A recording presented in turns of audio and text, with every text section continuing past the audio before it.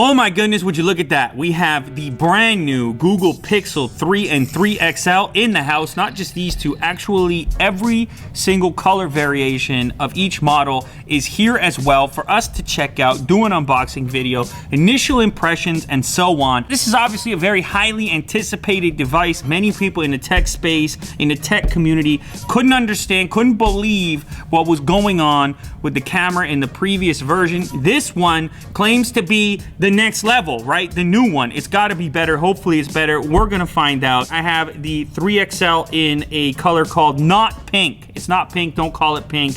That's the name of that color right there. This one is clearly white. Of course, you can also pick it up in something called just black. These are both 64 gigabyte versions, though they will be available also in 128 gigabytes. The display on the Pixel 3 OLED, in fact, OLED on both.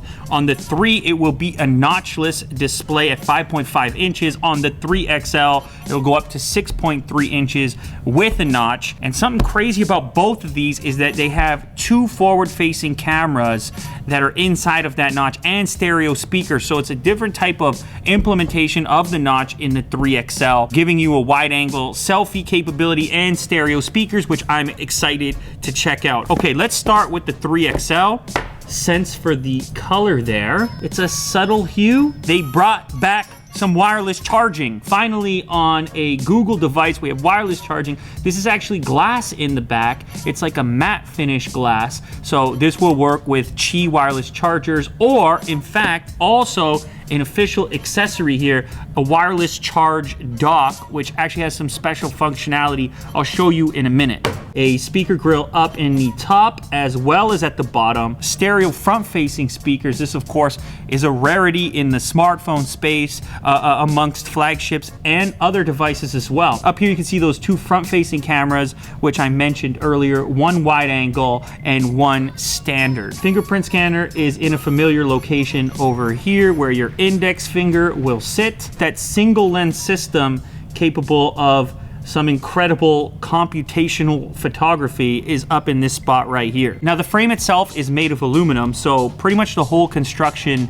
is either aluminum or glass, though I do like the fact that the glass back is matte. It's resistant somewhat to fingerprints and smudging. You have USB Type-C, there's your SIM card tray, accent color on your power switch. There is a green accent color on the clearly white version. A charge brick, which yes, it happens to be a quick charge brick, fast charge capable, 7 hours of battery life with a 15-minute charge. Nice to see the quick charge brick in the box to go along with wireless charging. A rarity, you don't see this too frequently anymore. Some headphones in the box. They are Type-C headphones. After all, there is no headphone jack, unfortunately, on the Pixel 3, Pixel 3 XL, but I guess this is the next best thing. You're getting some bundled Type-C earbuds, and you also get an adapter too. You can go from Type-C to a mini jack connector if you want to use some legacy headphones or some higher quality headphones that still use this particular connector. The Type-C cable itself, and then also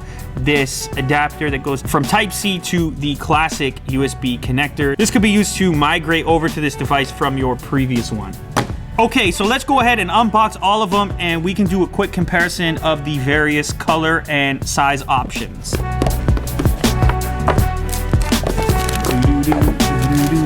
It's speed unboxing going on here.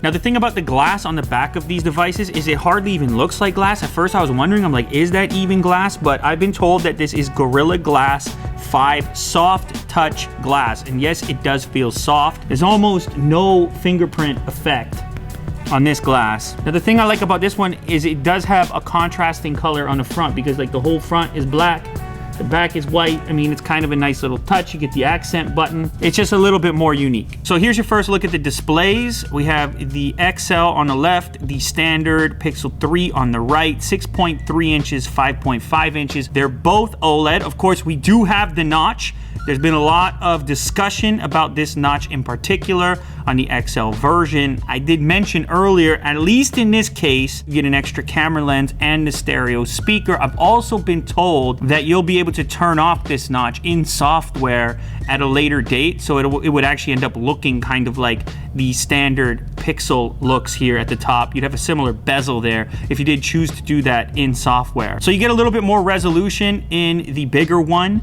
This is QHD Plus compared to FHD Plus, slightly higher PPI on the XL version also. So the bigger one is just under 3,500 milliamp hours, whereas the smaller guy is just under 3,000. The regular Pixel 3, it feels surprisingly foreign because, you know, smartphones, especially flagship smartphones, have been growing every single iteration. I can see this being popular with people who are looking for something a bit more subdued, easier to hold in one hand, somebody with a smaller grip. It's super comfy to hold. Myself, I'd gravitate towards the XL for the bigger display, of course the bigger battery. Now these are not going to be the champions when it comes to screen to body ratio. This is obviously an improvement over the previous version, but you still have bezels here. The question is going to be whether or not that's worth it for you. Can you be convinced with two front-facing cameras? Can you be convinced with hopefully better speakers? That's going to be up to you to decide. Nonetheless, that is the trade-off. Speaking of speakers, let's go ahead and do the thing. Let's test out these stereo speakers on this unit.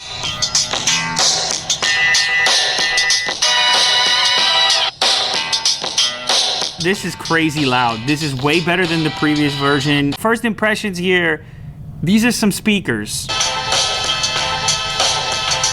It's some of the loudest I've tested in here. This is our first glance here at what happens with the black bars. You can go ahead and pinch to fill the screen, zoom to fill. Kind of giant bezels, to be fair. Now, there was a lot of talk about the display on the previous version, OLED. This looks like a completely new component to me. Also, if you head to the settings, you can kind of toggle in your preferences for the display so that it suits your taste buds specifically. There's adaptive brightness, which you can turn on. Some advanced settings here for colors, which can go from natural to boosted to adaptive. Now, you probably also noticed that the home button, the navigation region down here, has changed a little bit on this particular device. You can now swipe up from there for multitasking, and you can actually swipe across too to move between apps like this. There's also split screen as well, so if I tap on an app icon here, I can go to split screen mode, go ahead and pick my other app, and then make my adjustments from there. So it's right within the multitasking. Maybe I'll actually use it now because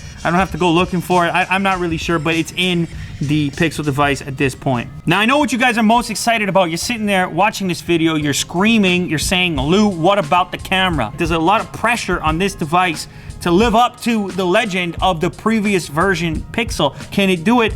I don't know. Let's launch it. Let's take a peek here. Now, you can also employ some degree of digital zoom, as you can see here. Very interesting. If I tap on the face of the little figure there, see how now it is tracking focus? That's a nice little frame right there. Pixel cameras, I don't need to tell you, you guys already know, but like there's some really nice stuff happening. That's just a simple frame. Lou, what about the portrait mode? And oh my goodness, would you look at that? Holy smokes. Preliminary video. This product is not retail yet, all right? I can't say too much, test too much, but you can look at that. You're allowed to look at that. That's fair. Very vibrant. Very wonderful. Okay, nice. Of course, on the Pixel, there is a portrait mode on the front-facing camera. There's actually also an official beauty mode, but look at that. Would you look? See, you can toggle it off. As far as I'm concerned, with post-processing, when it comes to complexion and things like this, that's got to be an option. You got to be able to turn it off if you don't want it. So they have 3 settings. You can leave it off. You can go to natural. You go to soft. I'm going to leave it off. So currently it's in the standard focal length. If I hit minus here, I will go to the wide angle selfie, which actually is a different lens. This will give me a lot more play if I have extra people in the frame where I want to capture something that's behind me and not just my face. Boom. That's a nice looking guy right there. Hey Jack, what do you say? Ooh. Do I look like I'm wearing makeup? Look at that. Wow. This is the kind of stuff I'm looking for, this level of detail. The beard hairs are one step.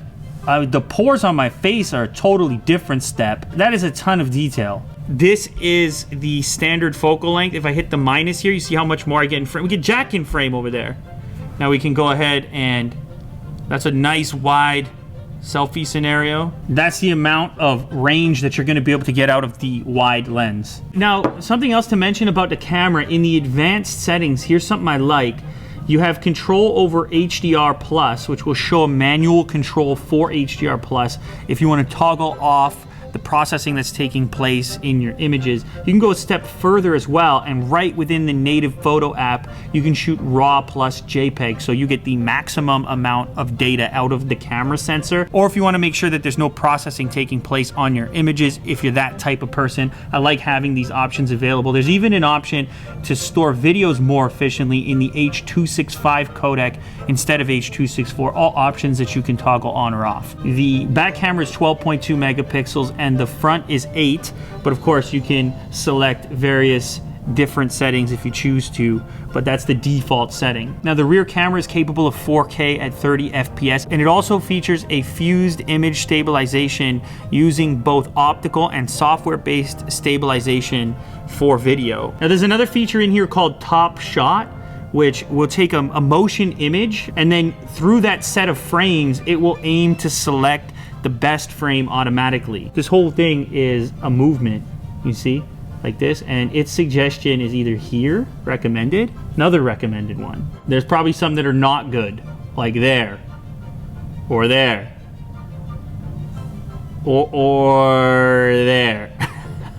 Now, speaking of selfies, there's also a photo booth option. It allows you to just smile to trigger a photo. Let's see if this works. Jack, you ready? Here we go. Waiting for my lips to move. You see, this is what it takes. It takes a feature like this to get a real smile. Now, something else that piqued my interest on this particular device is in the settings menu. I know that seems strange. Like, what are you doing digging through the settings menu? There's something called digital well-being. And if I click on this, this is all about how you use your smartphone, where you're spending your time, how you might want to make adjustments to that time spent. You can see here, it'll tell me how much use I've had today and where it was spent. Google, camera, photos, YouTube. You can set timers and reminders so that you're not spending too much time in apps or on your phone in general. You can use a feature called Shh. Placing your phone face down on a surface, maybe at a restaurant, at home, on your nightstand, will put the device into do not disturb mode just by placing it down like that. Give you a little bit more control over your consumption on your smartphone. Lens is built in to the camera app. So just by swiping over to more and selecting lens, grab some text, like right here, and boom, it'll pick it up. You think Lens will know about my shoe right now? Tap on the shoe. Oh, nailed it. And boom, these are them actually. That's them right there.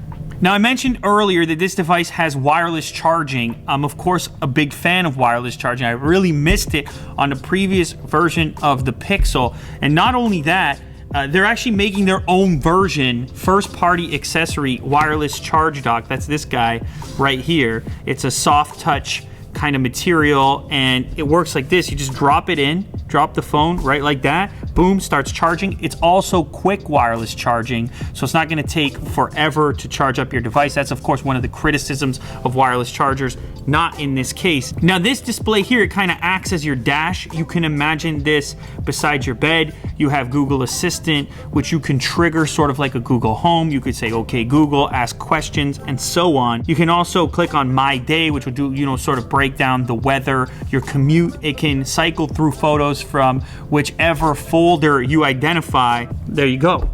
As you can tell, these people, they all love each other very much. Now, the other thing we do is, since it's sort of in a multimedia mode, is we can use this to trigger some audio, some music. Play Drake. You can see that the view looks different since it knows it's docked. This piece here is gonna retail for 79 bucks. I realized we didn't even talk about the price of these devices. Holy smokes. Okay, the XL, the 3XL is going to start at $899 USD, and the non-XL, the standard Pixel 3, will start at $799 USD. So obviously these things are squarely planted in the premium price range. So now I'll leave it up to you guys. What do you think? Should I switch over to this device, huh? You want a little bit more testing?